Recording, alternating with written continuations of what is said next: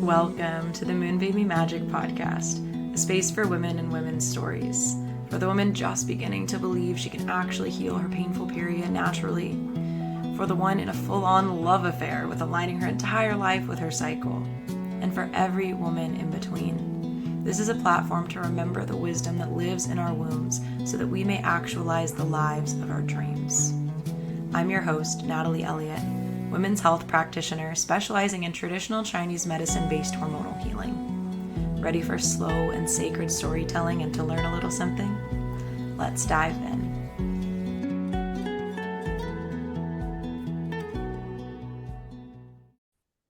Oh my gosh, so I feel like you all don't even know what you're in for this episode with Savannah. It is truly one of the deepest, most... I think I went through the span of so many different emotions in this episode, like sobbing, cracking up, and just in total full rapture of Savannah's story. I am impressed and amazed every time a woman shares her story on this show. And I hope that you are too. I'm sure you are, because when I hear a woman's story, every time my thought at the end is, wow, she's fucking amazing. And yeah, Savannah is definitely no exception to that rule. And I'm really, really glad to bring you this episode. It's a really important one. It's a really sweet one. And it's one that's going to keep you, just present and in full rapture as well throughout her story. The way she tells the story is really special too. And, one thread that gets pulled through from Savannah's first bleed is this kind of like, oh fuck thread in relation to womanhood. And where Savannah's at now is just sort of claiming the beauty in being a woman and that you don't have to fight to be a woman. And I've been thinking a lot about that lately, that the experience of just being a woman is so deep, and how we can so easily brush past that. Just today I've had 2 calls with a potential client and a current client, one being a woman who's dealing with an ectopic pregnancy, and another who's going to start working with me who has been bleeding for over a month straight. And both of these women just come to me and they're like, yeah, this is what's happening. And I never am in a panic, I'm not panicking, but I am just like, wow, you really deserve to be held in this. You really deserve someone to walk alongside you. And I am so grateful that you've reached out to me, because you deserve to have that. And we hear that in Savannah's story too, of how she is able to now be this protector for women that she wished she had. So I'm really excited to get into this episode with you. Before we get in, all relevant links are always in the show notes, Savannah and I's Instagrams, and a link to work one-on-one with me if you are looking for that type of support too. So Savannah's first bleed story, as I said, starts with her mom looking at the toilet paper and saying, oh fuck. Her pregnancy test, same thing. Oh, fuck. She never put that together until we were sitting here recording, and that's kind of what this whole episode is about. A woman finally connecting the dots of her own story and realizing how deep the wound of unprotected womanhood actually runs. So Savannah is a doula in Central Texas, and she has one of the most extraordinary life stories that I have ever had the honor of holding space for. We talk about growing up without a father, a first bleed with no reverence, an unplanned pregnancy at 21, and then the stillbirth of her son Ambroise, and the 26 hours she spent with him that she describes as the most love she has ever felt in her life. We also talk about free birth, what it actually means to feel protected as a woman, the matriarchal wound she can trace back 6 generations in her matrilineal line, and how she finally found God in the room where her baby was gone. Let's get into it. All right. Yay, here we go. Hey, Savannah, welcome to the podcast. This is so crazy because I don't know why I feel like I've had you here before. Maybe just because I've been weaving with you in different ways throughout the years, but I'm like, haven't we done this? But we haven't. I feel like, no, wait, we did, because I saw you once a year and a half or 2 years ago we were doing some type of the work that you're doing. Oh, yeah, you did I do a came to you with session with issues with me. hormones and stuff. I did a session and I was like, oh my God, my life's crazy. let me get to a better season so I'm not a dumpster fire and we can actually do some work. I'm still in dumpster fire season. So, but yeah, we did The connect Zoom one thing. on one. We did the Zoom. Yeah. Okay. Yeah. It wasn't a podcast, but it was a session. I did remember that we did sessions together. Aw, sweet. Yeah. Also, for anyone listening, Savannah and I also have done some birth trainings together, and we definitely are going to get into some of her experiences in birth work in this episode, which I'm super excited about because we were just talking about it before we hit record, and she was speaking about her passion so beautifully. But the first thing I always love to start these episodes with is sharing where we're both at in our cycles because I think that gives such important context to just the energy that we're both coming into the space with. I often record these episodes when I'm in follicular and it's this girlfriend playful energy. Today, as I was telling Savannah before we hit record, I'm on day one of my period. And so I feel like I love doing podcast episodes any time of the cycle. This part of the cycle, particularly when I'm bleeding, it feels like the conversations have more of a groundedness and a depth to them versus the playful, upbeat energy.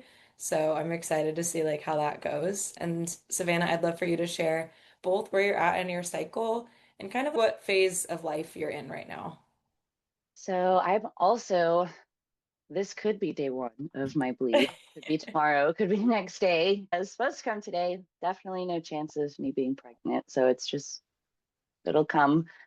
And I guess the season of life I'm in, my youngest baby is about to turn 3. I just started my doula business officially, professionally 6 months ago. Oh, And I've been really hitting the ground running with getting clients and building my website, trying to make content, even though that feels super unnatural for me. And I low key fucking hate it. But it's necessary. It's just the world we live in I now. know. And yeah, my marriage is I have my husband and I've been married for almost 5 years, 4.5 years. We're in a very intense season that's been going on for a very long time. So I feel like I'm in a season of, the meme of the dog that's sitting at the dining table and everything is on fire around him and this is fine. And he's drinking a cup of coffee. That's me. But I'm also feeling a lot of movement and growth within myself as a woman. And I think the biggest thing that I've been trying to tap into lately is just stepping out of the need to justify my existence and my experience as a woman because I grew Mm, up doing that for so mm, long. wow. And that's actually probably a great segue into the story of my first bleed, Yeah, that's the next if you're thing. ready to go there. I'm ready. Let's do it. Okay.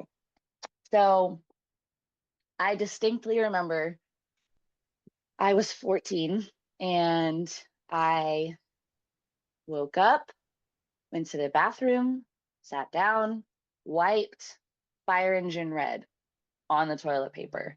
And I immediately had this feeling like I wasn't having cramping or it just suddenly was there.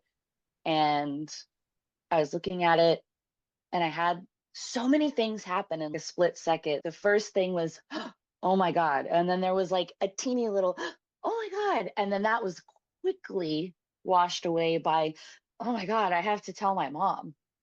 And Whoa. I just felt really uncomfortable about it. And so I remember being like, Mom, and she came into the bathroom. She's like, What? You're running late. We have to hurry up and get ready for school.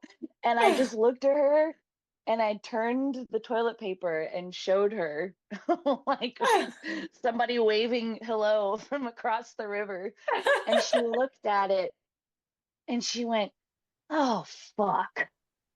And I Oh. was like, oh, okay. And she was like, I don't even know if I have any pads. Hold on. And she ran back to my bathroom or to her bathroom and looked around and she found, I don't even think she had pads. I think I had to go to school with toilet paper rolled up in my pants because my Oh mom my only used tampons.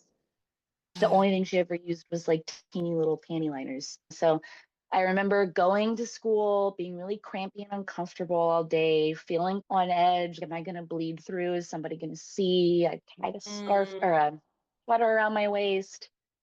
And then there was this diner across the street from my middle school, and I went with one of my friends. And I was like, I'm going to get a chocolate brownie because that's what you're supposed to eat when you're on your period is I love chocolate. that.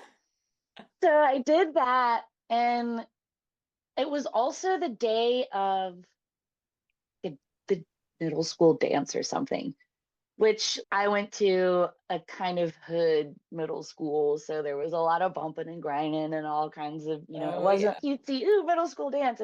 But I remember my mom drive by, she pulled into the diner parking lot, and I walked out and she gave me some pads and was just like, you okay? I'm sorry.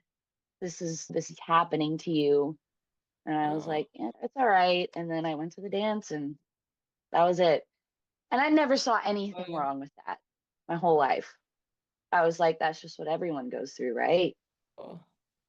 So definitely there was no reverence for the female experience in my family. I think Yeah. my matriarchal wound is like women who are a lot and need a lot, but end up feeling vigorously overwhelmed, overworked, and underprotected. I can track Mhm. that back 6 generations in my family from my Wow. mother's line.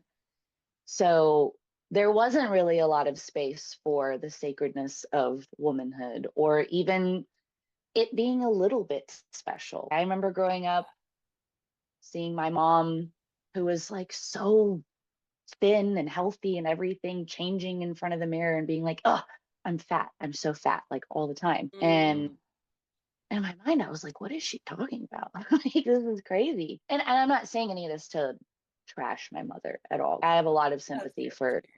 Yeah. where she came from and how she learned all that. There wasn't reverence for femininity at all. Mm. There was resentment towards femininity and resentment towards masculinity and what we had to do for makeup for what we thought was lacking in the masculine side of our lives. That's how I grew up. That is such a I wild turned, concept. it really is when you step out of it. That was like completely normal for me my whole life. I was like, anyone who feels otherwise is crazy.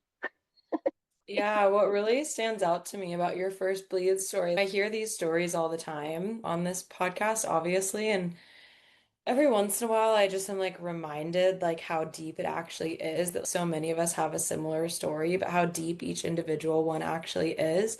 And when I was listening to the oh fuck as the first response, it's oh no, it's not the mirroring you need. But then Yeah. also that just going to school, I'm just thinking about little Savannah being in this uncharted territory, not knowing really what's going on with her body, but being at school. That's just Yeah. like, what? Probably there was an underlying element, excuse me, of fear. Fear, what's going on? Totally. What do I do? And when you said women who are under supported, I'm like, that's exactly what that was. It's like you were Yeah. just sent out in this really vulnerable and also really special time to just go and do things that were not, yeah, that were like normal, not in a special way. Yeah. Totally. And I don't think it was done out of a place of I don't care, go to school, whatever. I think genuinely the women and I think I'm the first woman in probably at least 6 generations of my family to step outside of the assembly line, the matrix, whatever you want to call it, and go, hold on a second. I'm going to take time for myself. I'm going to be Wow. different. I'm going to treat my body differently. And I Yeah. didn't, it took a lot for me to get there. And I didn't live that way the first 27 years of my life. Yeah, what I guess I'm curious for you to bridge the gap a little for me and however much detail you want to go into. But if you think about from the first bleed, that girl who got her first bleed and was just like, Mm. okay, I guess this is this, to recognizing that your body needed something different, what happened there? A lot happened. I So I want to bring this into play because I think it's once I tell the rest of my story, it'll be interesting to touch back on it. I had a very serious high school boyfriend. We Mm. dated for a year and a half, and I was so madly in love with him. I was a one night stand baby. Met my dad one time when I was 8. Sometimes Whoa. he sends me weird messages on Facebook. But Oh no. I never had a really strong figure, like male figure in my life. I never had a protector. I never, and nor did my mother, Yeah. to be able to soften, to even give me that kind of femininity that I was craving, teach me that kind of softness, and or even Mm. herself be able to lean into it. So when I started dating my high school boyfriend, I was completely smitten and gave way too much of myself to him, became extremely codependent because I this was the first man that had like Yeah. loved me. Taking care of you. Yeah, and I was an absolute fucking wreck because I didn't know how to deal with that. And so Mm. I did a lot of really toxic 16-year-old crazy girl things. I didn't know how to handle. I think part of the protection mechanism of the women in my family is putting on spikes whenever we didn't feel Mm. protected enough and fighting for that, fighting for that. Mm. And I got way too aggressive and crazy and angry, and I didn't know how to handle rage, or honestly, I didn't know how to handle being sad without trying to become big and like Mm. rageful and scary to protect myself. So Whoa. that led to that relationship eventually falling apart. And I just wanted to get the fuck away from Texas. I'm from Texas. I don't know if you can hear it in my voice or not. But I went to college in New York after high school. And I was like, was really into music. I want to be a musician. I want to be a star, blah, blah, blah. Realized I fucking hate the cold after a couple years. So I came back to Texas, and Hilarious. I was just, I was in a band. I had tattoos. I was partying. I was doing all the things. I was working in restaurants and bars and just And you were what, in really, your early 20s or something? yeah, Yeah. between 18 to 21. Okay. And then when I was 21, I'd been dating a different high school friend of mine on and off long distance. And I got pregnant on my 21st birthday. I was Whoa. taking, I remember like, you'll probably find this very interesting. I tell it to people all the time and they're like, okay. And I'm like, no, it's so cool. I always was like, I don't want to have children. I don't. Wow. My family is liberal, woke, feminist, blah, blah, blah. I think kids are killing the environment, whatever. I'm not going to do that. And I Whoa. was like, maybe someday I'll adopt a kid. I don't know, but no way am I having my own kids. And Wow. then You were in that. I was so in it, dude. I was so in it. And then on my 20th birthday, I remember walking down the street in New York before I moved home, and I walked by this person with a toddler, and I had this visceral, oh, I need that. I want it. I need that baby. And I was like, what the fuck was that? That was insane. Whoa.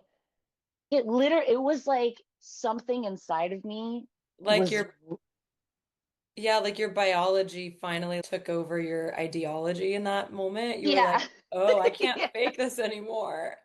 Yeah. It was Whoa. crazy.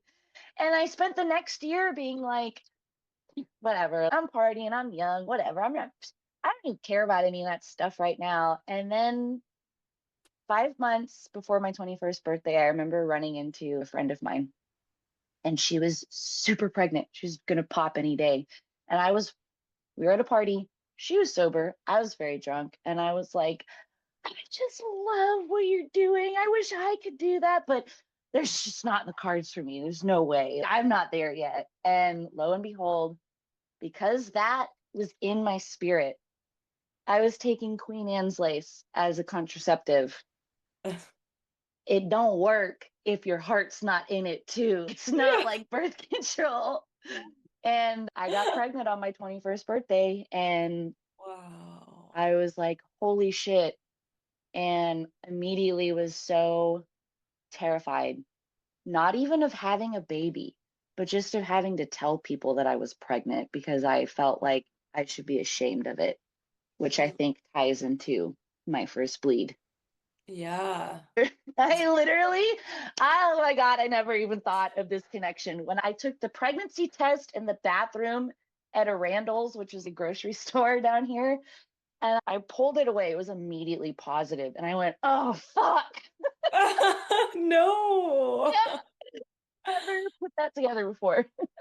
I love that. That actually often happens on this podcast. People are like, "Wait, that is eerily similar." And Yeah, I think it is these are our blood mysteries. These are our rites of passage, and they are literally all weaving into another. And so what wasn't resolved in your first bleed is going to keep trying to be resolved in a rite of passage until it's resolved. yeah, totally. I Wow. really like the way that you just put that together. Oh, good. I'm Yeah. glad. Wow. Yeah. Sorry, that's just clicking a No, bunch of take your things. time with it, let it land. Yeah, it's a big thing because it does really make your own life story feel like your own personal myth of, whoa, this is super poetic. And it's, yeah, we all have that. We all have a very poetic story when we actually weave it together in this way. I can't believe you Yeah. took the test in the grocery store bathroom. That is Yeah. I wild. was like, I need to know immediately. I remember walking out and the pharmacist, which was right next to the bathroom, was like, ma'am, are you okay? You're And like, I no. literally said, don't talk to me. You're a man. I'm telling you, dude, I was in a bad place. You were also 21, like Yeah, just I like was. not emotionally regulated yet. And like, Mm-mm. No, not okay. at all. So what happened Um, next? I went through my Rolodex of the closest people that I felt like I needed to tell. And my script was, I just found out I'm pregnant, but don't worry, I'm gonna take care of it. Whoa. Yeah. Okay, And I have to ask, like when you yeah, found out there was the oh fuck, was there also any part of you that was like, yay, or part of you excited about it but wouldn't admit it to yourself? Did that exist there? I think it was very deeply buried. Mm. Because spoiler alert, I didn't take care of it. I kept the Yeah. baby. He's 9 now. But yeah, it was definitely there. What was, and again, what wasn't scary for me, it wasn't scary to think about having a baby. It was scary to think about telling people that I was Yeah. pregnant and the Whoa. judgment and just the unexpectedness of it, because for a lot of reasons. But so I remember talking to my best friend from childhood, and she was like, we went out swimming, and I think she could tell it wasn't, I wasn't being very genuine with the whole, yeah, I'm gonna have an abortion. It's no big deal. She was She like, saw through it, she did. She was as a like, good is friend that, does. she said, is that what you really want to do? And she was the first person to ask me that. I had already talked to my mom, several other friends, my partner.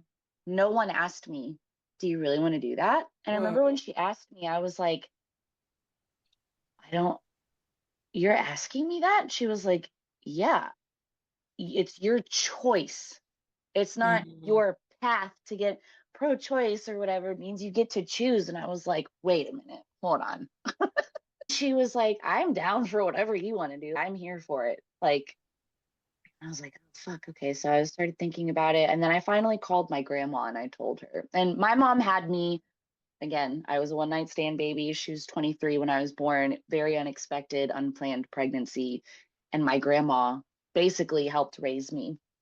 Wow. I told my grandma, and she was like, if you want to have this baby, I'll help you take care of him. And Oh. I went and met with my friend who I saw a long time before, who was pregnant. Her baby was now 5 months old. And I was like, I don't know what to do. And she kind of looked at me and she was like, yeah, you do.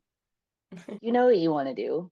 And I was like, oh, fuck. I do know what I want to do. I want Oh. to keep this baby, but I'm still not sure. So I went and had a massage done. And my lady that did this for me, because I have chronic pain, I've been getting massages every month for a very long time in my life. But she knew me really well and she was kind of woo woo. And she was like, I didn't tell her I was pregnant because she also knew my mom, but she was like, I can tell you have to make a really big decision about something right now, and we don't have to talk about it, but I think you should just go home and ask the universe, is there anything here for me in this decision? She told me later on she knew I was pregnant, but I was like, I didn't want to tell her. So I went home and I sat down and I took a deep breath and I closed my eyes and I was like, is there any body here for me? That was what I ended up saying. Is there any body here for me? And I got immediate chills from my heels up to my top of my head. And I had a vision of me holding this little blonde baby boy and us laughing and looking at each other. Oh, So yeah, I did not get an abortion. Went oh, I went to my first appointment for one because this was back in 2016 in Texas when a lot of the clinics were still shut down. I have no idea if they're open or not, but you had to go to multiple appointments to get it done. And I remember going to the first one before I had this vision of being like, this just does not feel right for me. This is weird. And my partner was like really scared, but he was like, I'll be here for you no matter what. is this the same partner that you're still with? No, Okay, I didn't think no. so. Yeah. Yeah. So before I even told him that I wasn't going to get the abortion, I was going to keep the baby, I had decided it in myself. And I don't know what happened. He sensed it because I get this message from him out of nowhere saying, I can't believe you would ever even consider keeping a baby. This is the day after he said, I'll support you no matter what. He told me, if I Ugh. am considering locking him into a $250,000 obligation for the next 18 years of his life, then I don't know what love is. Whoa. Sucked. My I know I'm pregnancy, skipping ahead, but I'm like, does your yeah, son have a relationship with his dad? he does. Things Okay. are a lot better now. Okay, A that's good. lot. It took a long time though. Wow. Yeah, so that pregnancy sucked. My mom was not supportive of my decision until I was probably 6 or 7 months along. Wow. And I just was really sad. I was really lonely because my entire friend group was like people partying and drinking. Yeah, of course. And they're young too. So I had to carve out new spaces for myself and just went through it alone. I was super heartbroken by my partner. He just ignored me the entire pregnancy Wow. and didn't help me pay for anything or that sucked. So when he was born, I had chosen to work with a midwife. I won't go too deep into my story, but I was quote unquote overdue. I was like maybe 2 weeks or something, but I'm really tall. It's my first baby. It's not unheard of. And so I went to get some acupuncture done to induce labor. It did get things going, but then because I did that, it was long as fuck. I was in labor for Really? like 40 hours total, I think. And it ended in a hospital transfer because he started having heart decelerations. And all of this is things I'm criticizing in retrospect now that I know a lot about birth. But at the time, I Yeah. was just like, I have two midwives and a doula, and my mom and my grandma, and all these people, and my friends, they're all here to support me. And I just, it was too many fucking people there. There was too Yeah. much management. And I was just so desperate for that protection and that Oh, you I wanted wanted the to protection. feel special. I wanted Yeah, to feel super important and special and of protected. And course. I didn't. The only person who made me feel that way was my doula. She was awesome. Yeah, she bitched out a nurse for me, which was cool. But my son was finally born. Thank God I had him vaginally. Wow. But he came out facing sideways, not physically transverse, but just positionally. He was like facing the inside of my leg. And they were like, oh, that's why he was having such a hard time coming out. And my postpartum was just super fucking emotional. I was Oh, living in an apartment by myself. My grandma came to stay with me for a while. I had horrible, it took me 3 weeks to be able to walk again. I was in my so God. much pain from just the purple pushing for 3 hours on an epidural. Yeah. So, yeah, I'm that just was like really kind fun. of in awe of 21-year-old you for like all the decisions she had to make and like how brave she had to be. I'm just thinking about them like, whoa, that is really a big deal. Thank you. I Yeah. appreciate that. And to be willing to make a decision that didn't make sense, maybe to even you at the time. Wow. I was getting teary-eyed when you were talking about your grandma. I'm like, wow, this woman supporting her daughter and her granddaughter with their children. That feels really sweet. Yeah, it is my favorite part about her, for sure. She played into that bitter matriarchal lineage for sure. But the one thing that she is like, I am fucking down and I'm here for it till the day I die is babies. She loves babies. Oh. Yeah. Yeah. Yeah, you were And talking about your postpartum.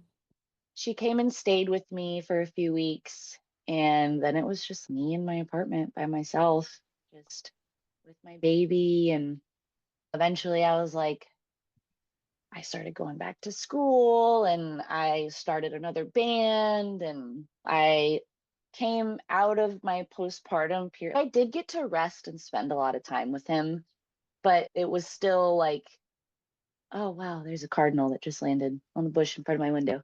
It was still, it was like I had to hurry up and get back to who I was before. Not physically, but Mm. I emotionally, I was like, I have to put the armor back on. I have to put the Whoa. spikes back on. I have to be the badass single mom. I have to get paid. I have to do all these things. I was going to school, managing my band, promoting other bands, doing an internship. Fuck it. I had worked at a restaurant. I also worked at the strip club for a while. Really? Yeah, I did. Wow. That was insane. But again, I told you I was in a bad place. I literally was like, this is empowering me. Like, Yeah, it's that very liberal view on womanhood. Like, yes, and we totally. all, I think a lot of us went through that phase as well. For sure. And I think we all needed to be able to be like, oh, wait, It actually this doesn't is feel not. great. No, I'm literally using my body and getting treated like an object and being assaulted every night. You Yeah, know, maybe it's not, maybe not. It's maybe not a not good that idea. one. And was your grandma helping you out with childcare at this time too? Like, Mhm. how were you? Okay. Yeah, she was helping me out. And then my son's father did eventually slowly reintegrate into his life. He moved back to Okay. Texas when he was like 2 years old. So that's when we started not sharing custody completely, but he was taking him for weekends here and there and stuff like that. So Okay, yeah. that's why I was able to work at this strip club. They don't have daycare there. And what was like your transition into motherhood like? Did you recognize that as a significant rite of passage for yourself in any way or no? No, absolutely not. You were just I, yeah, I felt like a maiden who had a baby and yeah. put on the role of mom sometimes, but I don't want it to sound like I just passed my kid off and went off and did whatever. No. I was super invested in spending time with him. I was really intentional about the preschools that I signed him up for and making sure he did cool naturey things and Oh, all that. cute. And I was still very obsessed with my kid and like making Yeah. sure I gave him the best life I could, the most fun, cool life I could. But I didn't feel like a mom, Yeah. especially because there is a lot of stigma around there or stigma out there around single moms being damaged goods. And I'm a romantic. And like I said, I want to find my protector and my Yeah. great love story. So I was like, yeah, I am a mom, but I'm not like other moms. I'm a cool mom. I have tattoos and I'm a stripper and I'm a singer in a hard rock band. Eventually, I met my now husband working at a bar during COVID. I was doing music stuff. He was a bar back and we fell in love super hard, super fast. And just because it Mhm. was COVID and we worked together, we were just always together, like all Yeah. the time. He moved into my house when we had only been dating for 4 months, but we had already been That's what dating it for was with my ex-husband too, also in COVID. yeah, 3 months yeah, in. yeah. It Wild. was just like let's fucking do it. Who cares? And I was like, okay. And it was passionate. It was beautiful. It was sensual. It was chaotic. It was fun. It was toxic. Our relationship was a lot, still is. It's not quite as crazy as it used to be. But yeah, we just, I think we got engaged a year after we met. And Mm. then I remember we had the drunken whatever encounter hookup with each other. And I was like, this is before I ever tracked my cycle. I didn't know what fucking, I didn't know you could only get pregnant 6, 7 days out of your cycle. I had no idea. I didn't even know what the different phases were. I didn't even know there were phases. I had no idea. I was just like, None of us do, right? Until we like no. actually seek that out for ourselves, so it's not that Yeah. uncommon. Yeah, totally. So I remember taking a pregnancy test and it came back negative, and I was like, oh, I Oh, really love this guy. We're gonna get married. I'm kind of sad about it. And I told him, I was like, it was negative. And he's, oh, are you sad about it? And I was like, a little bit. He was like, do you want to see if we can make a baby? And I was like, yes. So we went and made love on New Year's Eve of 2021, going into 2022. And lo and behold, a month and a half later, I was pregnant. Whoa. And I told him a lot about my first experience with just the trauma of not feeling like I had that protector, not feeling like I had that safety to be really soft and feel special in this experience. And I was like, I really need that. And I'm also really afraid of my trauma coming up from that if it doesn't happen. And he was like, I totally understand, but dog, that he fucking shut down so hard that it did not happen the way that we planned. We also went from partying all the time It's to a I am pregnancy. now 100% sober and he is sober. And so it was just, now I'm like seeing everything and I'm annoyed about it and I'm scared about not feeling differently and having this magical experience. And there was a lot of fighting during my pregnancy. We fought all the time. I was really sad. That was when things Mm, really started to fracture between he and I. Up until that point, it was just like, oh, yeah, we had a fight. It was crazy. It was bad, but we were drinking, whatever. It was stupid. Next mm, day, we're like, I'm sorry. That was dumb. yeah. But this was different. Things took a different turn. And it was really weird because I just could not connect with my baby the whole time. I knew Oh, he was a boy. I knew he was having another boy. yeah. And with my oldest, I could sense his spirit. I could not sense this guy at Wow. all. I was just like, what the fuck? I thought I was really afraid of loss the whole time. My aunt had a stillbirth about 3.5 years before. Yeah, at 38 weeks, 38 and a half weeks. And I was really consumed by the prospect of loss. I was working with the same midwife, but I was like, I want to do extra scans. I want to do extra tests. And she You were was like, feeling that. yeah. And she was like, okay, I'm down for whatever. Yeah. Everything always came back normal. I went to see that same massage therapist, and who basically is just a cool, wise woman aunt figure in my life at I this love point. that. We all need one of those. Oh, yeah. We all need 20 of them, honestly, Yeah. but one is great. And she did the massage and she sat down next to me afterwards and she was like, I can always see something, but this guy, it feels like he has one foot in and one foot out. And I just can't Whoa. get a full sense of who he is. And I was Whoa. like, fucking great. I'm back to square one. You're And like, same. yeah, I'm like, same, but also, what the fuck? I was just, and Yeah. I was like, maybe it's just because I'm not settled in my relationship. Maybe it's because of my aunt. Maybe it's because of my job. I was in a band that was doing really well locally, and we just recorded a bunch of songs, but it was starting, there was a lot of personal tension between me and all my bandmates. And I was just like, and my dog, who was 2 years old, suddenly mysteriously got juvenile bone cancer and died. Whoa. My landlord, quote unquote, committed suicide. It was a really fishy situation where her husband found her, and it was really fucking weird. And then we had to move, and there was just so many things that were not working out at all. They just, everything in my That life all felt happened like, during your pregnancy? yeah, That's wild.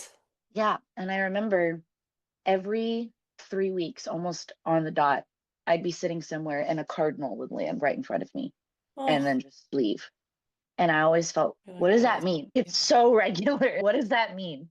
And so on my due date, quote unquote, whatever, but it yeah. was at the time, I was like, my due date, I went to go get dinner with my mom and my sister, my younger sister, and my husband and my son. It blew up into a huge argument almost immediately. Oh, My sister is has been dealing with a lot of mental health stuff for a very long time and just made the whole situation that wasn't something I said wasn't about her. She thought it was about her. She freaked out. And I was just like, what the fuck? This shit happens all the mm. time. This is my day. I want to feel special. I want to feel protected. It's my due Yeah, date. We're you here for wanted your me. rite of passage to finally be Yeah, honored. I did. And I got a Doppler, like a fetal monitor thing, when I was probably 6 months pregnant because I was like, I need to know. I'm Yeah. so freaked out. I need to know. And that day before I went to dinner at 6 p.m., I got out of the shower and I used it and it was like normal. Nothing was weird. Not that one reading of that can really tell you anything, but I went to dinner. It blew up before the appetizers even hit the table. I brought all the food to my mom's house. I got into a huge screaming match with my sister. And I just remember like deflating into a puddle on the floor, like sobbing. And just why? Why can't anything ever be for me? And I remember feeling this like twinge, like pop in my stomach. And suddenly everything was really loose. I wasn't like physically hurt or anything. It was just, Yeah. yelling and shit. But something shifted. I Yeah. got in a huge fight with my husband on the way home. I like kicked him out. It was so fucking Oh, messy. And I your went to bed. nervous system. Oh, yeah. And that was just so much of my life was like that.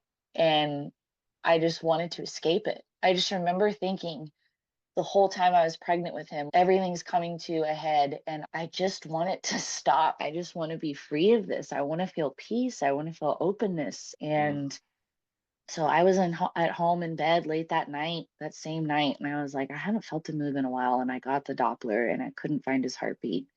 And I called my midwife, I called my husband, we went to the hospital.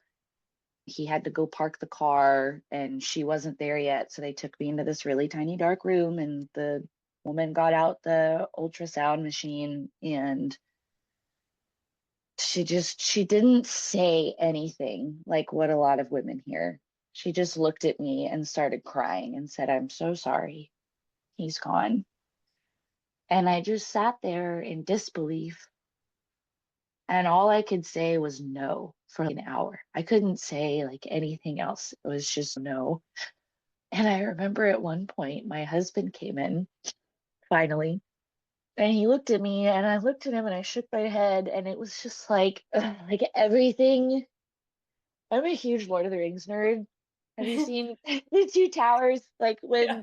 when the Ents pull the dam apart and the Yeah. water's just like everywhere. That is what it felt like. Like all of the stone was just removed, and I every little bit of animosity or anger between the two of us just fucking disappeared, just locked into each other. Mm. And I remember I called my mom and I was like, Mom, I'm at the hospital and the baby's heart stopped beating. And she immediately just started freaking out and crying. And I dropped the phone and I was like, I'm not doing that ever again. Yeah. I'm just not doing, I'm not, I can't take her on anymore. That part of my life is over. That's done. Not her as a person, but just the all of the drama that I took on for so long. I was like, I'm so fucking done with it. And Yeah. I called my friends and they were calling, everyone started calling each other and everyone started showing up and the hospital. They said I could go home if I wanted to. And I was like, no, I want to stay and get induced. I can't walk around like this.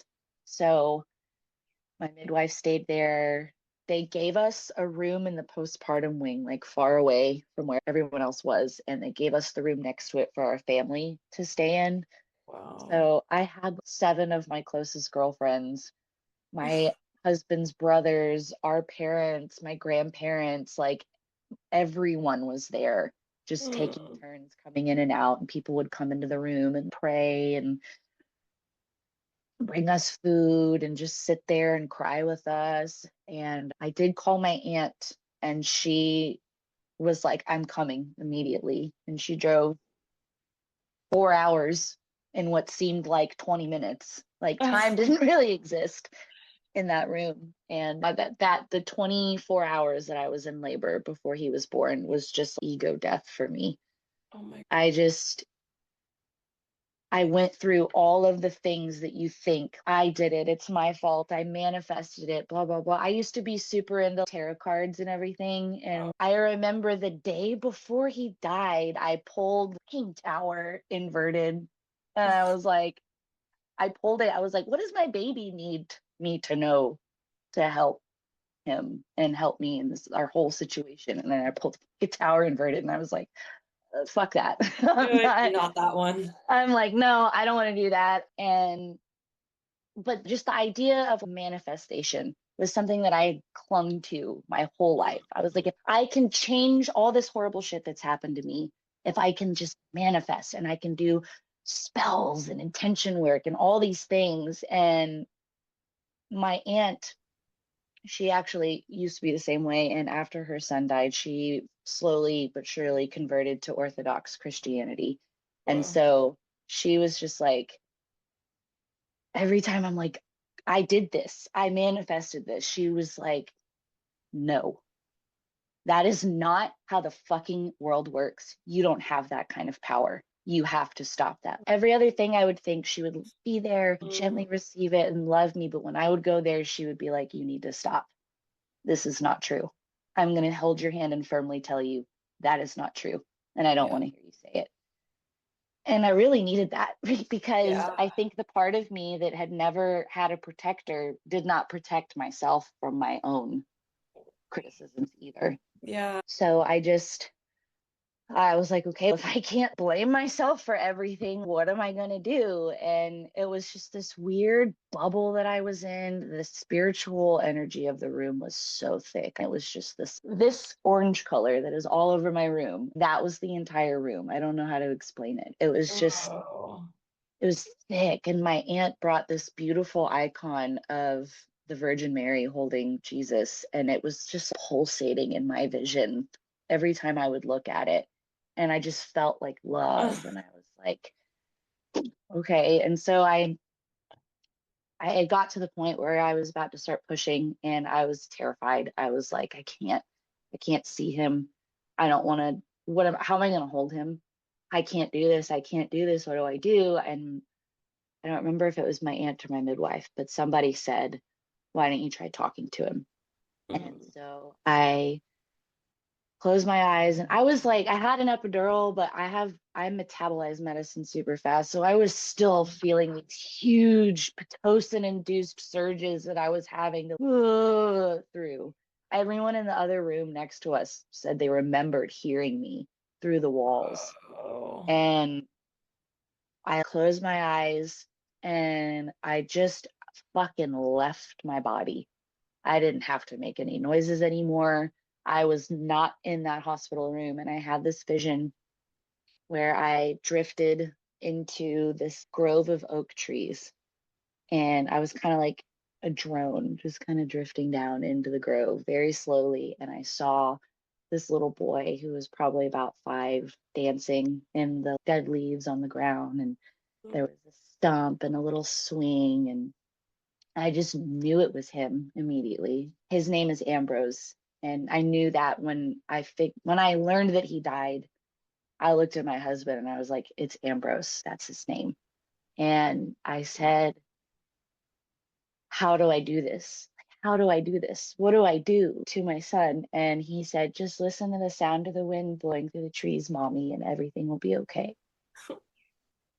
And I just heard it in my mind. I was like in all of the trees, and it was just this gush, that sound like the ocean crashing on the shore through the leaves. It was just beautiful. And I said, I'm so sorry. I'm so sorry for whatever I did, if I did anything to cause this. And I said, why didn't you stay? Why didn't you stay? Why are you there? Why are you not here? And he said, God gave me the choice to stay or to go. And I knew that if I stayed here, I could teach you and love you in ways that I never could from the earth. And as this is happening, I'm like a conduit. I'm experiencing it and I'm telling everyone in the room at the same time. And I hear my husband start to cry. And I felt my son reach his hand through my face and touch my husband's face. And he said, my papa is the strongest man in the world. He just doesn't know it yet. And I said, I'm so sorry you'll never get to meet your brother and grow up with him. And he said, oh, I'm here so I can protect him also. And I saw my dog that we had just put to sleep a couple months before running around. Her name was Luann, and she was an idiot. She had one brain cell. She was so sweet though. She was just running around in the trees, and I was telling everyone, and he said, "Oh yeah, I like that dog. She keeps me company sometimes, and when I'm here." And I remember coming back in and out of my body a little bit, and I could feel I was on my side, and I could feel turds dropping out of my butt. And I was turning to my midwife, and I kept being like, "Did I Brielle, did I shit? Did I shit?" She's, "Yeah, it's okay, but I got it. I'm cleaning it up. It doesn't even smell." And I saw Ambrose's face go, "At least up here, I don't have to deal with that kind of shit." And I was just like, "Oh, Oh my it's gonna God. be okay. I love you." And then I was like, "It's time to push my baby out." And they're like, "What?" All the nurses were like, "Wait, I haven't even checked you." And I was like, "I don't give a fuck. Get on board. I'm getting up. It's time." And I got up on all fours, and my husband was like holding me, and I was squatting. And the OB she had never delivered a baby with a woman in all fours, which is fucking insane. But I had him, and they wrapped him up and gave him to my husband. And I've talked about this a lot. Like, stillborn doesn't just point to the fact that, like, they are still and not moving when they're born. It is that they are still, comma, born. Mm. And you feel all of the same love and joy and excitement and just obsession over your baby. It is just also existing at the same time as like extreme devastation and grief. And so we spent 26 hours with his body. Our family and friends came in, they took turns holding him. We took pictures. Like, I unwrapped the blankets and showed him to everyone, and we admired how beautiful he was. And we slept with him for a few hours in the night, on and off, and just him like cradled in between me and my husband. Oh. And then we woke up, and it was just like a clock ticking for when the coroner was going to come. And I think you can keep them for longer than 26 hours, but he was like, things really start to change physically in their Yeah. bodies, and they get really soft. And it was getting to the point where I was like, I don't feel like I can hold him without breaking him. And so we put him on a pillow and we cradled him in between us, waiting for the people from the coroner's or the funeral home to get there. And we played music and we just danced with my husband, and I just held him between us and Oh. danced with him. And it was the most beautiful experience I've ever had. I've never felt that much love or grief at the same time. And when I went home, it was so surreal being in this place of, oh my God, I just went through something absolutely fucking sacred, and no one, the people in the car next to me don't even know. I'm like, I feel like I need to knock on the window and be like, "Hey, you have 6 hours. Hold on, I need to tell you."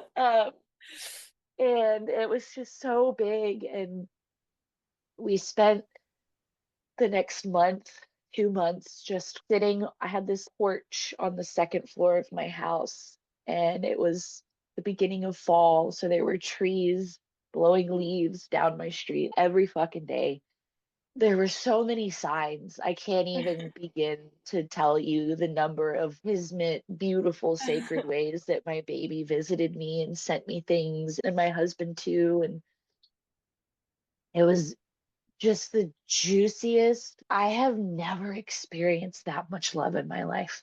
That period of time, I was so raw, and I felt like my heart of stone had just been made into flesh. And it Oh, was amazing. And my husband and I were so in love with each other. And I remember I wasn't breastfeeding, obviously. I slowly, gently helped my milk go away. And so my cycle came back quick because I was ready to have another baby. The day I got home, I remember sitting on my porch with my midwife being like, "So how long should I wait? Is there a rule?" And she was like, "There's no fucking rule. You can do whatever you want." I would wait till your husband's ready. But there was just this deep burning knowing there's someone else that also has to be here, not to replace him, but I have to bring life to where there was death. I have to biologically. That same part of my body was like, okay, let's go. And I remember 3 weeks postpartum, I sat down to pee, and I'm not even fucking exaggerating, dude. I had a string of cervical mucus, a foot and a half long, hanging out of my vagina. It was like this thick. And I was like, oh my God, Andrew, you need to come look at this. And he was like, what the fuck is that? I was like, I think it's cervical mucus. My body was like, let's I want a go. baby. So I didn't do it that time. I waited until my next cycle. So I was about 7 weeks postpartum when I got pregnant again. And I just, no one could tell me why it happened. There was nothing in the scans. The doctors saw nothing with him. There was nothing really in my blood work or anything. There was just nothing.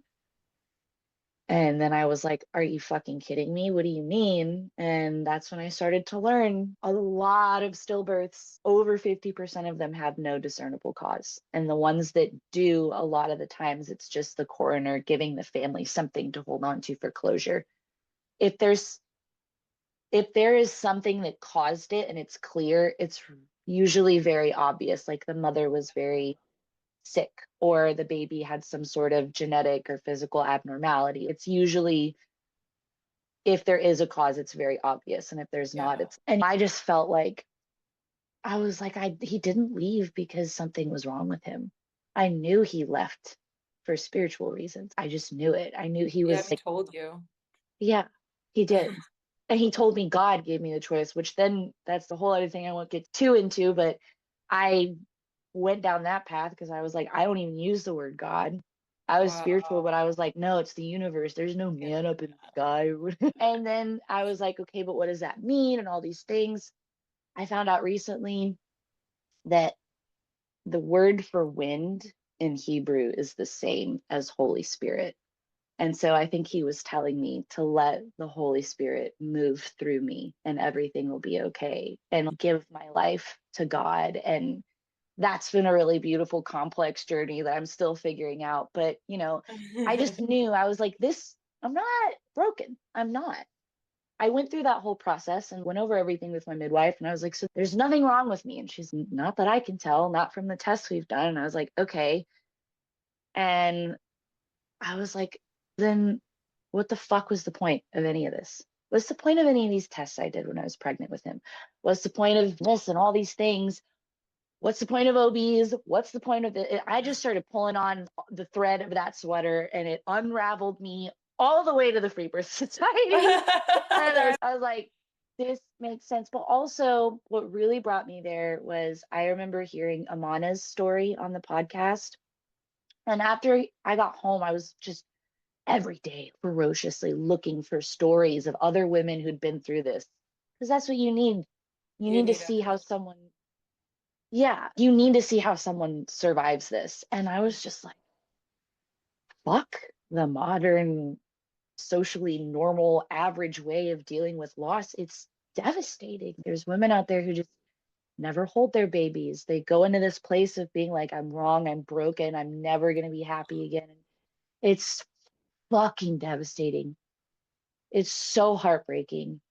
And I don't fault anyone who's gone there. If anyone listens to this podcast and feels like they're there, I'm not going to fault anyone for that. You have to process your grief in whatever way you need to. But I think a lot of times it's because there was no reverence for death offered in that experience.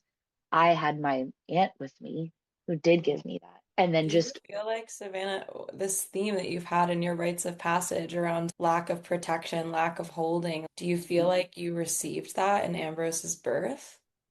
And it, 100%. yeah, I'm like, Yeah. when I hear you speaking of the rawness of both the grief and the love, I'm just brought just so many tears by your story, even though I'm like, I know I've heard this story. It's not in this depth and yeah, the visions you have, I'm just quite blown away and speechless, frankly.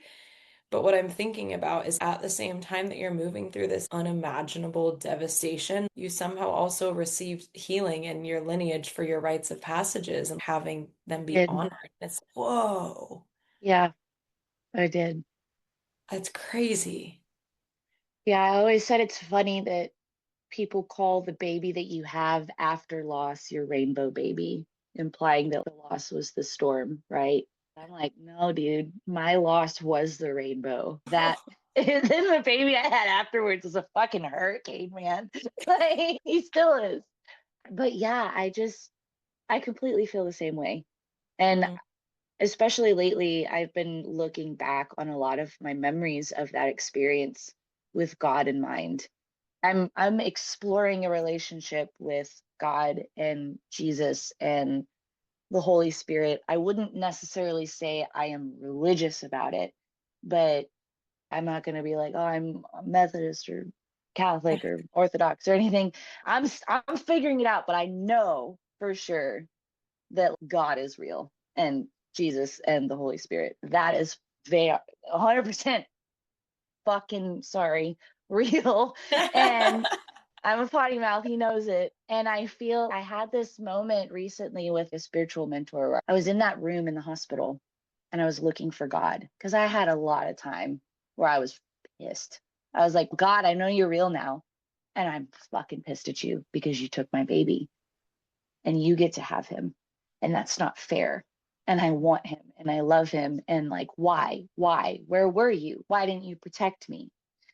And really, in the last year, I started realizing I put myself back in that room, the triage room, and I was like looking for God. And all I saw was like this amorphous imprint of a man's face everywhere. And it was blue. And the energy was blue. And I was like, what is this, God? What are you showing me? How were you in this room? Because I was just alone. Like all I heard was no. And he said very clearly to me, I was in that room with you. My heart was breaking alongside yours. Can't you feel how sad I was? And I just broke apart and I realized, wow, I was finally receiving that protection that I always wanted from my Father in heaven. I just didn't know. I didn't know. I didn't know that. I didn't know he was an option.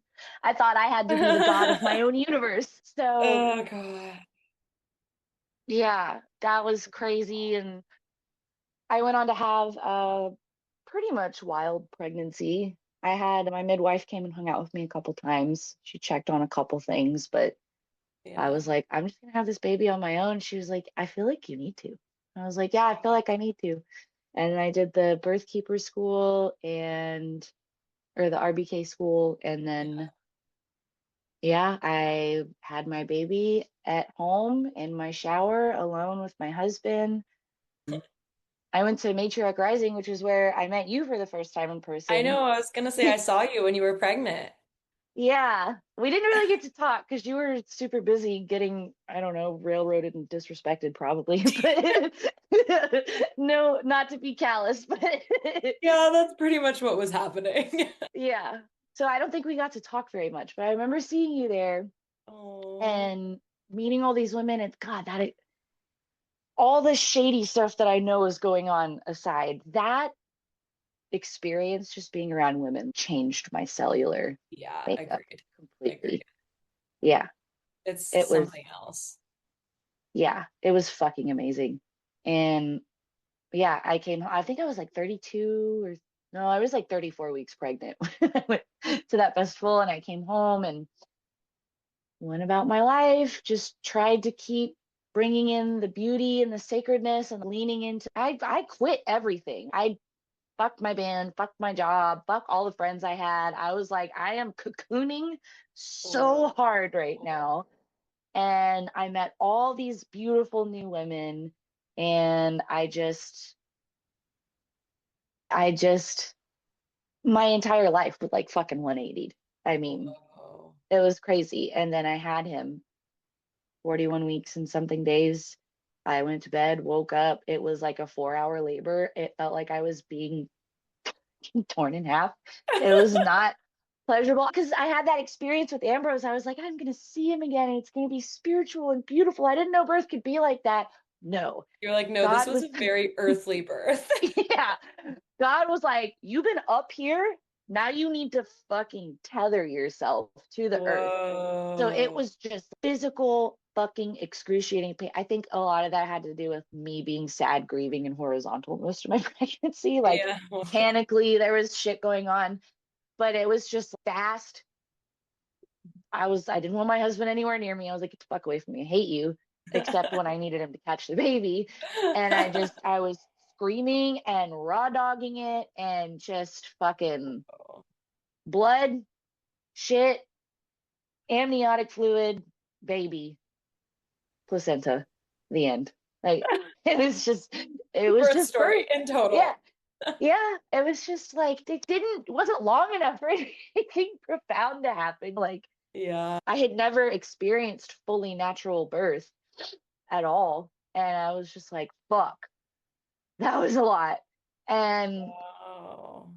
I think also in retrospect, I kind of did need to do the I'm going to be a badass part of me needed to do that on my own. But in retrospect, I was like, I think I probably I wanted something we talked about in the RBK school a lot was like the drama of people being there and witnessing your birth and Right. like all that shit. So in my mind, I was like, I don't need that. I should just give birth and no one's gonna bother me and interfere and all this shit. And no, it would have been fine and not dramatic for me to have two or three people there, like my Yeah. midwife and a friend, Yeah. maybe my grandma. I don't know, Yeah. but like I really robbed myself of that and like what I Mm. uniquely needed. That was like the one thing that I took away from the RBK school that for me was just very like, oh, that was something I didn't really align with, but I did it Yeah. because I felt like I should. Yeah. Yeah, I totally get that. I've thought about that too. I haven't had children yet, but when I think about it, I'm like, I'm a very relational person. I have very close Hmm. friendships. I couldn't imagine not having at least one or two of them around. That would feel unnatural to me. Yeah. My best friend was supposed to be there, but it was her birthday, and I think she got too drunk and like her phone died or something. Which is a whole other thing, but But yeah, I yeah, I also don't, went down that rabbit hole the same as you of, oh, the more people that like just by yourself right. is best. Yeah. You know what? If you trust the person, they're not gonna fuck up your physiological progression of birth. They're just Yeah. not. Yeah. And it's not hard to be like, I want space, and for them to be like, okay. Like, but I think I just had these births that were so completely out of my control. I wanted to Yeah. control everything. And that just didn't work for me. Some women have solo births and they're like, it's amazing. I'm like, good for you, sister. I needed the drama of I had a baby that died and now I have a baby that's here. And I had my one of my doula clients recently told me her dream birth is that one scene in what's that horror movie? Midsummer. All of the women are in a circle in this house, and one of them, the main character, finds out her boyfriend's been cheating on her, and so she's crying. and all of the women are around her and they all start crying with her and mimicking the same thing. She's like, that's what I want. And I was like, dude, yes, that sounds so awesome. I want all of my women just around me in it with me. Oh And my God. I that's love just the kind that. of shit that I personally need. I love that. I heard a birth story once. I think it was Marianne who owns the ghee company. I don't know if you Uh-huh. know who she is. She was on the Free Birth Uh-uh. podcast, but she told her birth story. And like in one of her births, she was giving birth in a yurt, and outside of the yurt were like dozens of her friends singing, just like singing and Oh drumming while she God. gave birth inside. I'm like, whoa. That's so fucking beautiful. I love that. So sweet, right? Yeah. Yeah. I also think part of me is I've never really fit in any group of Hmm. people. I'm very all over the place. And so Hmm. the idea of like all my women sitting in circles, somebody knitting, someone playing a drum, someone singing, I was like, that's not me. What are they going to do? Sing Hmm. Black Sabbath while they bang on a triangle or something? Maybe, but I don't really want that. And so it's been hard for me, I think, in a lot of ways to accept. And also just bringing it back to my first bleed, my perception of womanhood is, oh, fuck. Oh, And so yeah. it's been really hard for me to realize I can be this incredibly unique, beautiful individual that God designed with all these different preferences and awarenesses. But I also can ask for and accept and want and desire these beautiful parts of femininity and this sacredness of sisterhood and these rites of passage. I can have those things and still be someone that doesn't like wear linen pants and drink Yes, lattes all the 100%. time, even though I wear linen pants all the time. They're awesome. But I do, I really know what you mean. I've had yeah, my own initiations with this very recently too, where I'm spending a lot of my time doing Latin dance and increasingly spending more and more of my time doing that and being like, does this fit in with this identity I've created around natural healing and whatever. We all get to be ourselves and make whatever choice we want about our bodies and about how we spend our time, and we're all still very uniquely female.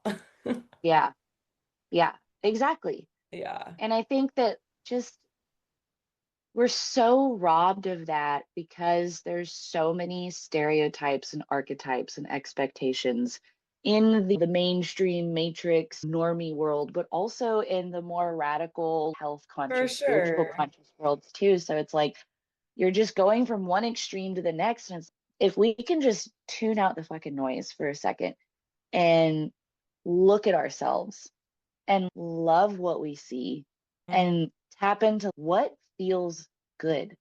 Because you know when you're thinking about an idea or a person or something, and there's something in you that's just like, we know that feeling. And when something is like, oh, I think a lot of women too are just so afraid to lean into that, like letting go, because yeah.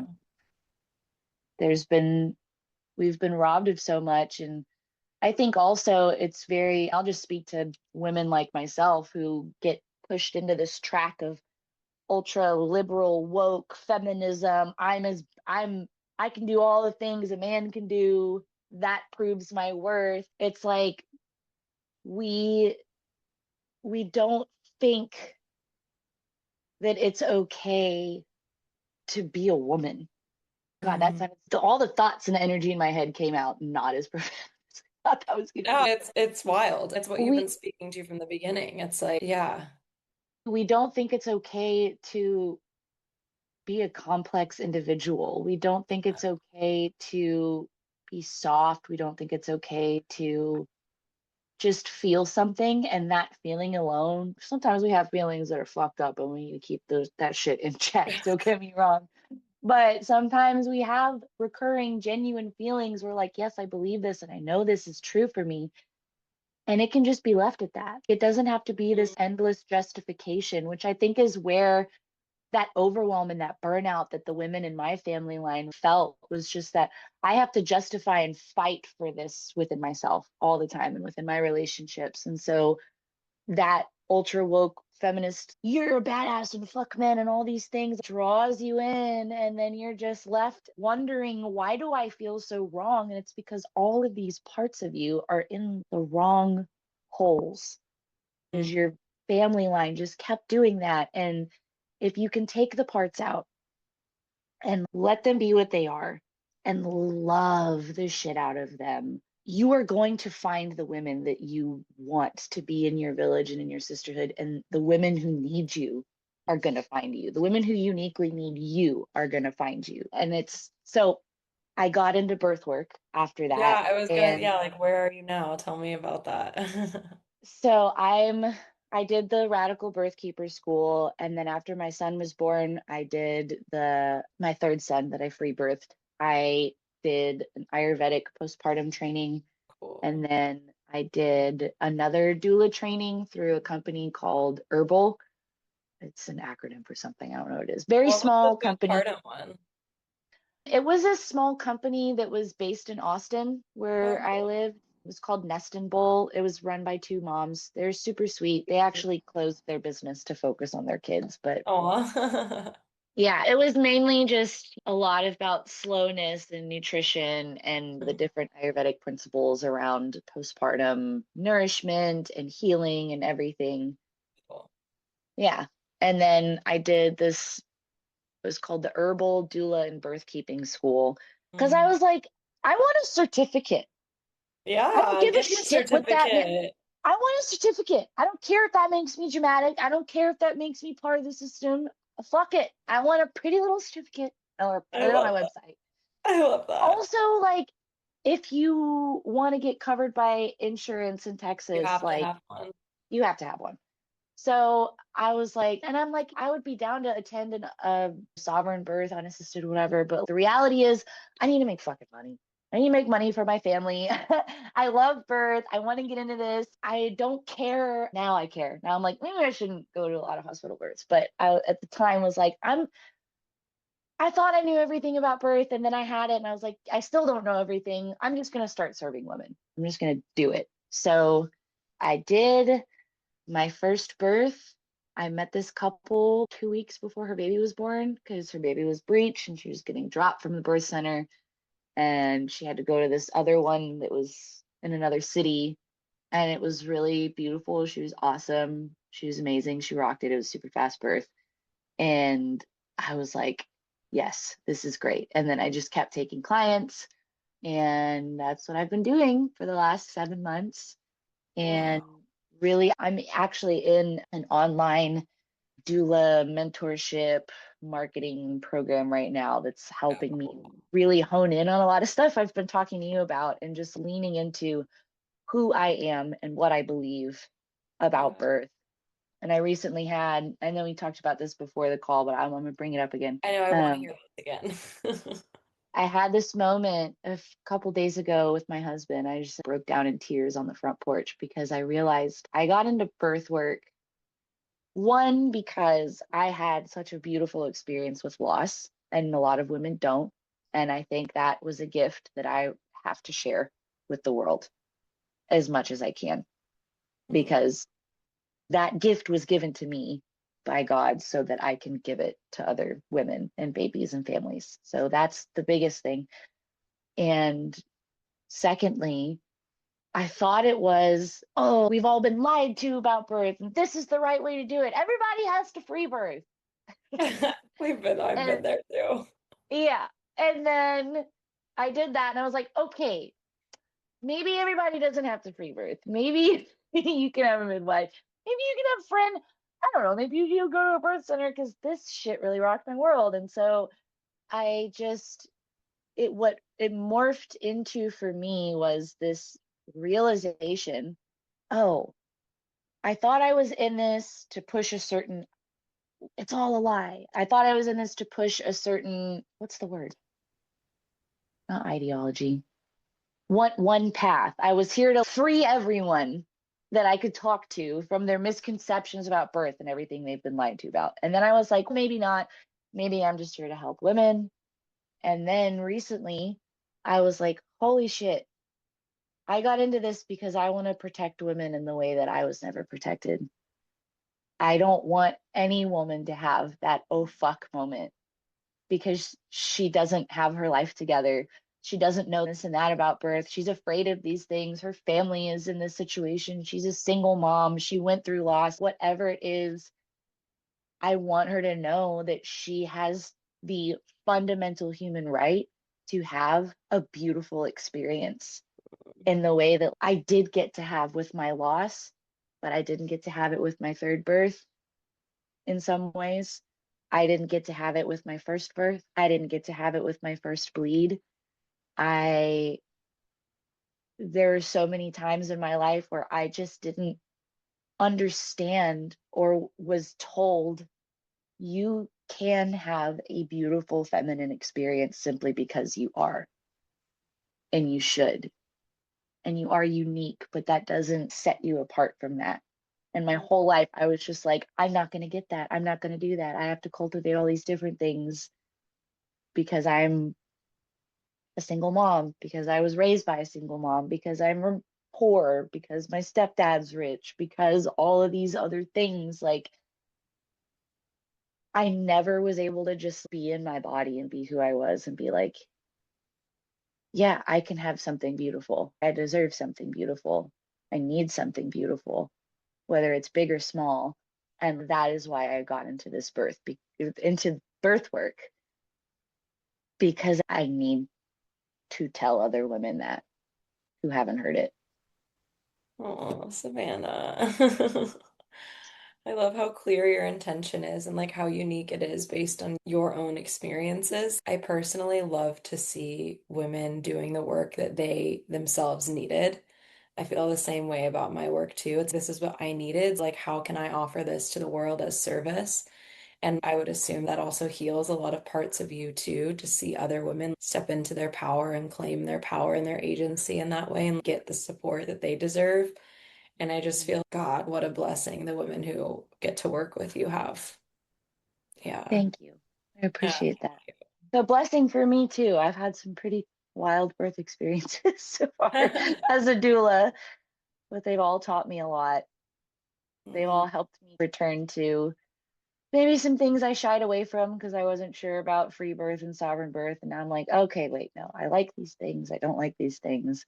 At the end of the day, I've been through a lot of sadness and violence emotionally, unfortunately, physically, sometimes in my life. And I think if we can really lean into how beautiful it is to be a woman and how we don't have to fight for that, and we don't have to fight with the world for something that already exists inside of us. Ah, yes. We don't Something I've been thinking about a lot is idolatry, which I guess in the spiritual sense is putting anything above God, right? And it's so crazy to me. What kind of Mandela effect bullshit is it that if someone says, I'm having a baby and I'm going to just have the baby and trust my body, we have to then look to science to and research and all these things to prove why that makes sense.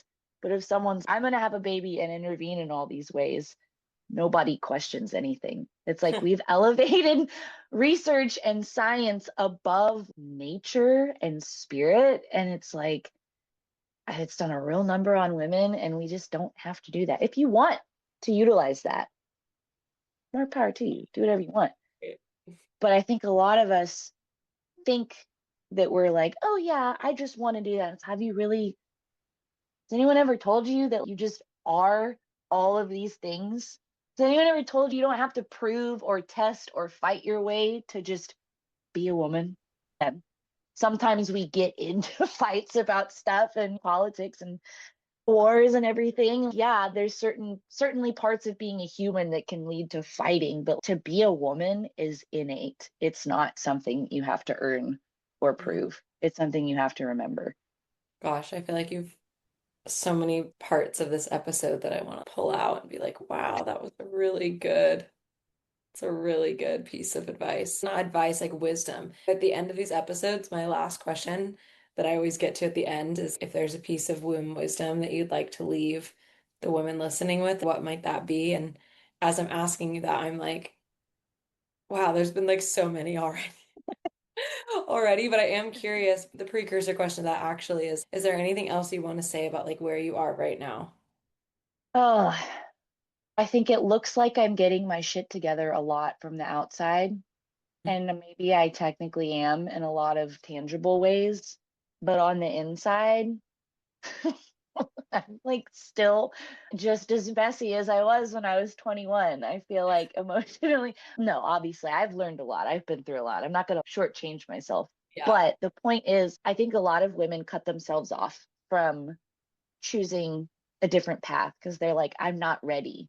I don't Mhm. ready. And I'm at a place where I'm like, oh, you're never ready for anything, but that doesn't mean that you can't go for it. You don't have to be perfect to start something. And honestly, none of us are there. And the people that are having these amazingly, seemingly beautiful, perfect lives, it's like there's probably some really ugly shit hiding in a closet somewhere that nobody knows about. Most of us are really struggling with just the state of the world, the state of being a woman, the state of raising kids. It's okay to just take a deep breath and be like, I'm a little fucked up right now and I'm tired, but I'm still doing amazing things. Yeah. And I am living the life that I wanted, that I was 4 years ago sobbing on my floor wishing I had. And I'm still sobbing on my floor about other things sometimes, such as life and the beautiful orchestra of hormones that we go through. Yeah. So I'm learning a lot about that right now. And I want other women to, I don't know, maybe think about that. Mhm. And I'm also I'm serving women as a doula in Central Texas. I'm shifting to mainly focusing on home births and birth center births and sovereign births, and maybe once in a blue moon for a really radical client who's super in alignment and has a very particular reason that I'm like, okay, cool, we're going to the hospital. I'll do that too. Yeah, where can But people find you? I'm on Instagram at la.doula, but my last name is Dew, Dew, so it's spelled Dewla. Cute. I'm Cajun, so I'm trying to pull in a lot of French things here and there, so I Oh put my La gosh, I Doula. love that. Yeah, so I'm also ladoulatx.com is my website. Trying to post content here and there. I'm also doing a lot of postpartum work right now, which is really beautiful, and finding a lot of joy in nourishment and cooking. That's the one thing that's been constant my entire life is food. So I'm like really leaning into that now. And Wow. yeah, Hire her, women. She's the best. yes, hire me. Aw, Savannah, this has been so sweet. I feel like I've moved through also being on day one of my bleed. I'm like, wow, my emotional floodgates are so available and open to me right now. I Same. feel like, yeah, we're both in it. I feel like I've moved through emotions in such a beautiful, very raw and human way in this episode with you, feeling sadness and then feeling laughter and then feeling, I don't know, pride and joy in your path. And just, I feel like I've really been on this beautiful journey hearing your story. And I think that's also a testament to how you embody your story in your life and in your words now. So I'm really grateful that you were here to share it. I know that so many women are going to receive so much medicine from it. Thank you. I really appreciate that. And I love storytelling. I love hearing other people's stories. I love telling mine, as you can tell by how long I've been talking to you. But I'm just, yeah, I think this is what you're doing is really important, and I'm very honored to be a part of it. Oh, thank you, love. Thank you. Thank you for tuning in to the wisdom of the womb today. It's truly such an honor to bring these stories and teachings forward to you, and it would mean so much to me if you'd rate and review this podcast so that it can reach more women. If you're looking for deeper support, you can always find the link to join our online community, the Cyclical Living Circle with the best women in the world, in the show notes. And you'll also find the links to book one-on-one virtual sessions for your specific needs, as well as any workshops or courses I'm currently offering. Plus, you can follow me on Instagram, and I love to connect with you all there. All right, see you next week.